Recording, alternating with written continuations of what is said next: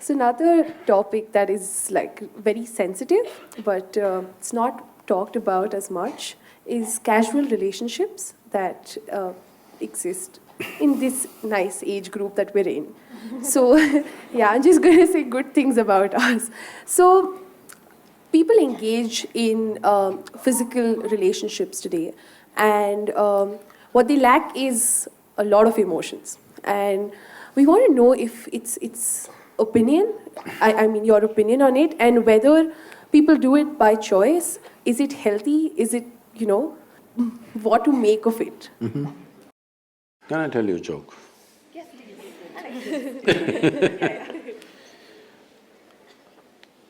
There was one Mrs. Bhatia. No Bhatias? I could change the name. There was one Mrs. Bhatia who was having her 50th wedding anniversary. They had a wedding anniversary, and the next day she filed for divorce. The judge saw the divorce petition. He was also a good family friend.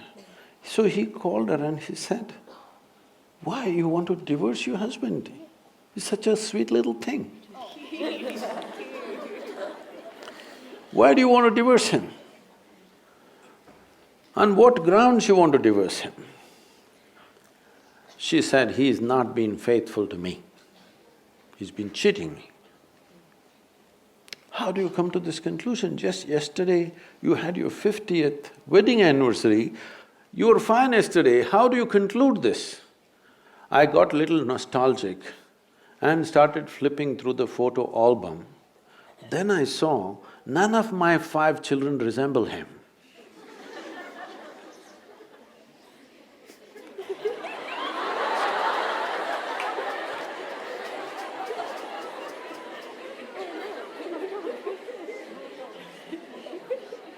So,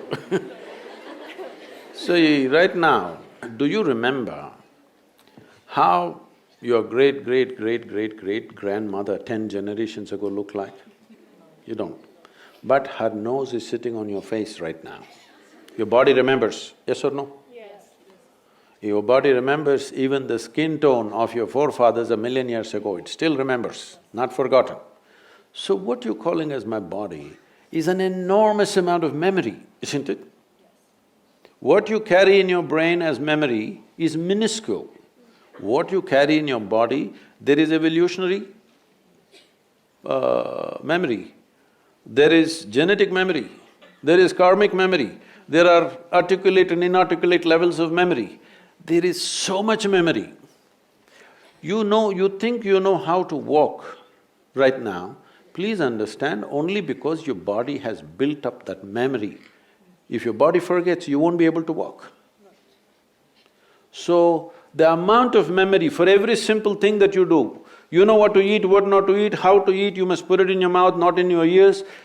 This may look funny, but you would not know if you don't remember. So, your body is a repository of tremendous amount of memory and it's picking up all the time. If you walk from here to here, there may be 50 different kinds of mild smells. You may not consciously notice, but the body is picking it up and it recognizes. All the time it's recognizing, that's how you know what is good smell, what is bad smell, this is this smell, that is… You recognize the different aspects of sound, smell, this, that, because constant recognition is happening. So this body memory, traditionally in this culture, we call this as runanubandha. That means physical memory that you build. You can either consciously build your physical memory or you can simply take in wild amounts of memory and go through lots of physical confusion. So wherever there is impact, I don't know if you still have these things, maybe in your generation is gone, but still there will be people in Bangalore city, if you ask them to… if you try to give them salt, they won't take it, they'll say, keep it there. If you try to give them sesame seeds, they will say, please keep it there. Because they have recognized many substances which can easily carry your memory and it will become mine if I take it. So I don't want to take in memory. This is the reason why generally in this culture, touching each other, shaking hands, these things are avoided. We touch our own two hands and do namaskaram because we don't want to go on picking up memory. Because if I as much as touch this memory, it remembers. You try this with 4 of your friends, you touch their hands. Don't try to consciously remember, every day touch their hands, forget about it.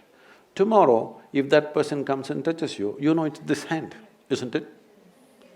So the body remembers, it's not the mind. The physical body remembers, this is called as runanubandha.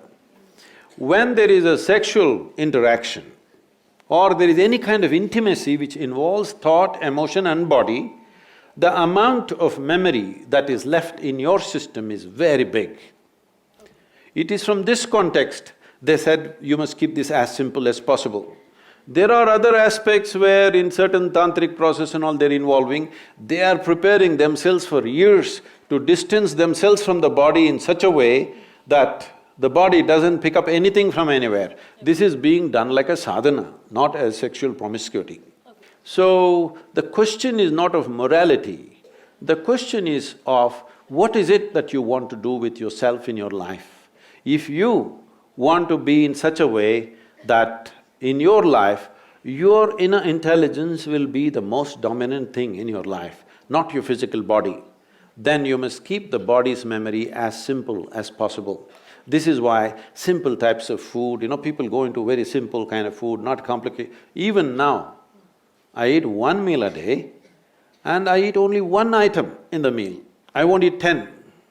I may eat all of those things another day, but today I'll eat only 1 item because it makes a huge… Just experiment and see, don't go by what I'm saying. Just experiment and see, especially when your examination time comes, eat simple food and see what a difference it makes for your intelligence, how it functions, how alert you are, everything. So, what is it that you're trying to build yourself to? Do you want to build yourself to be a sexual supernova? Or… No, I'm saying some people may have that intention, that's up to them. But what is it that you want to do with your life is something that you must decide. If you have decided that, it's very, very important that you don't unconsciously pick up enormous amount of memory because this will lead to… Later on you will see, it'll become very difficult to remain peaceful and joyful in your life, no matter what good things may be happening, simply because there is confusing memories in the system. When something else of similar nature comes, the body goes into a turmoil of confusion. It may not translate into your mind, just physically it will go on. So, it's a choice that one has to make. It's not a question of morality, it is a question of living sensibly.